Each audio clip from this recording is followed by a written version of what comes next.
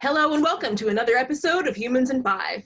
We're revisiting our What's in a Skeleton series to talk about how skeletons change when our health changes.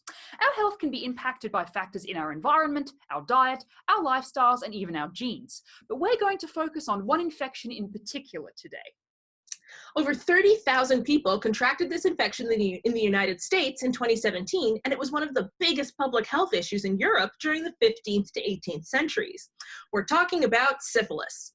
You might have heard of syphilis as a primarily sexually transmitted infection, which is one of the major ways it's passed from person to person.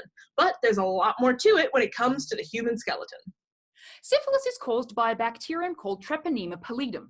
Syphilis is actually pretty complex to diagnose because it has a number of different stages, some of which have very few obvious symptoms. First comes the primary stage with a skin sore. The person infected will get a rash, potentially with sores around their genitals. The secondary stage, or latent stage, is when many of the previous symptoms disappear, and this stage can last for years. Finally, in tertiary syphilis, the last stage of the infection, the person affected will develop gummas, which are soft, non-cancerous growths, as well as a number of issues with brain and heart function. Now, those symptoms seem like they could be pretty easily diagnosed when they're present in life, but it turns out you can also identify if a person suffered from syphilis after they've died. A person has to have survived the first stages of syphilis for it to be obvious on their bones. Researchers can only identify syphilis on the skeleton if someone survived through all other stages of the infection, including tertiary syphilis. People with this stage of syphilis might have saber-like shin bones. They may also have pitted or eroded bone on their skulls and around their face where bone tissue is broken down. This indicates that the infection spread to this person's brain. Syphilis can also be spread by other means than sexual transmission. Congenital syphilis occurs when a mother with syphilis gives birth, with syphilis being transferred to the baby through tissue contact during the labor process.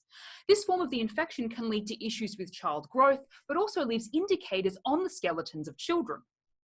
Children who had congenital syphilis may develop Hutchinson teeth, where some teeth take on a peg-like appearance as they grow.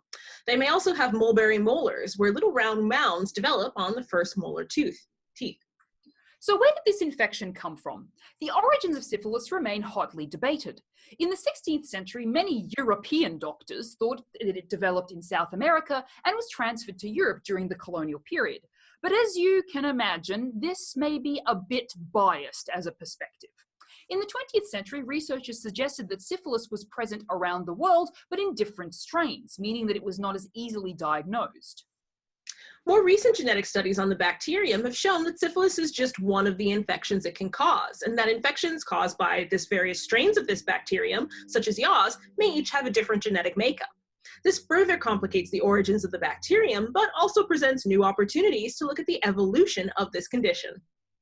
People tend to think that syphilis is a disease of the past, but in actual fact, sexually transmitted syphilis is on the increase. Infection rates in the United States have increased by about 20% since 2016. Happily, syphilis is now a treatable infection and can be identified early on. Sexual transmission of the infection can also be reduced by using condoms.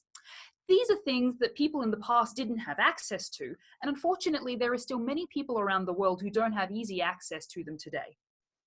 We hope today's episode has shown you that learning about this infection through history provides more information to better prevent and treat it today. So make sure you use condoms, and we'll see you next time on Humans in 5. And don't forget to subscribe!